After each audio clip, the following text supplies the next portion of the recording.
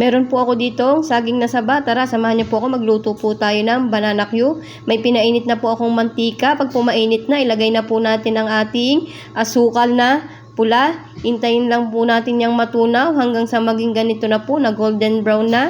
Ayan, yan po ay sinyales na pwede na po nating ilagay ang ating saging na saba. Ayan, hinahalo-halo ko po muna. Ilagay na po natin isa-isa ang ating saging na saba. Ito pong banana Q ay paboritong-paborito ko nung ako'y bata pa hanggang nung ako po'y lumaki. Lagi po akong napunta dun sa may simbahan sa may Tayabas at doon po ay madaming nagtitinda sa bansta nung kapanahunan ko pa. Ayan. Noon po ay mura pa, parang halos 5 piso o 250 lang ang isang tuhog. Ay ngayon po ata ay nasa 25 na yung ganitong banana Q. Ayan, masarap po ito. Pag po may dalawa kayong gama ay talaga naman pong higab na kayo at busog na. Kasamahan nyo pa po ng isang basong tubig ay talaga naman pong sold na sold na.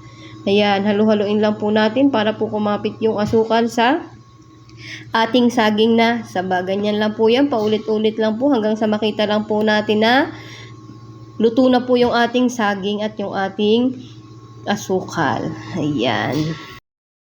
At sa wari ko naman po ay luto na po ang ating saging na saba. Ayan, meron na po tayong masarap na merienda na banana Q. Tara, kain po tayo. Maglabas na po kayo ng Mountain Dew.